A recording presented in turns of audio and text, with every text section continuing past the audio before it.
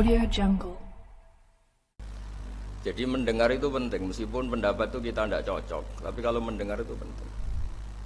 Dan awalu hadad din itu ya diperdengarkan. Dulu Rasulullah SAW pertama jadi nabi itu ya memperdengarkan orang.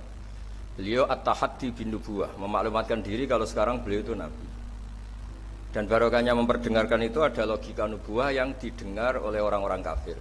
Kemudian sebagian mereka itu Islam.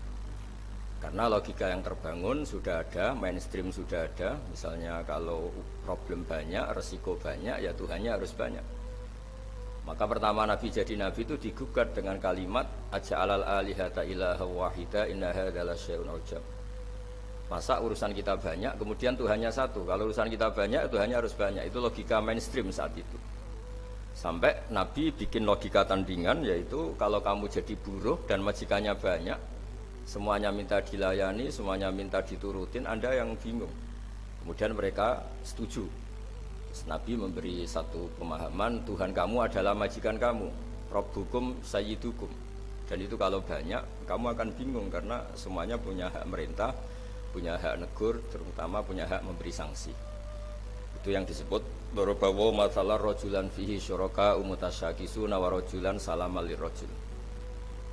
Nah logika permanen ini yang disebut kita nggak boleh ekstrim, karena semua cerita dulu Nabi itu sah ya. Sah itu meskipun itu nggak pilihan, sah mendoakan umatnya kena azab kayak zaman Nabi Nuh, Nabi Soleh. Kalau mereka nggak nerima ajarannya, tapi itu pun setelah mimba dima ja'athumul bayinat, atau sebagian ayat disebut hatta ta'tiyahumul bayinat. Jadi sanksi itu setelah kita memberi penjelasan kebenaran itu terang welo-welo, sejelas-jelas mungkin, logika yang nggak bisa ditolak.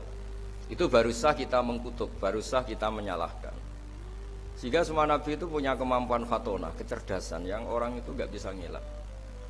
Dulu misalnya di fikih, orang Madinah itu abkhosun nas, orang yang paling buruk dalam timbangan, orang yang sering transaksi tidak cash, tidak nakdan. Misalnya beli mangga masih pentil itu sudah dibayari dengan asumsi jadi mangga tua. Itu sudah perilakunya ahlul Madinah zaman itu begitu. Terus Nabi datang, ara'aita in mana Allahu as-samrah fabima astahilu ahadukum ala sahibi. Kamu menjual dengan asumsi itu sudah mangga tua. Kemudian mesti harganya mahal. Bagaimana kalau masih pentil sudah kena musibah, kena angin? Lalu kamu mengambil uang itu atas nama apa? Atas nama mangga tua nyatanya yang didapat pentil, atas nama pentil masa iya harganya sebanyak itu. Akhirnya ada kesadaran bahwa muamalah seperti itu tidak sehat, tidak benar itu.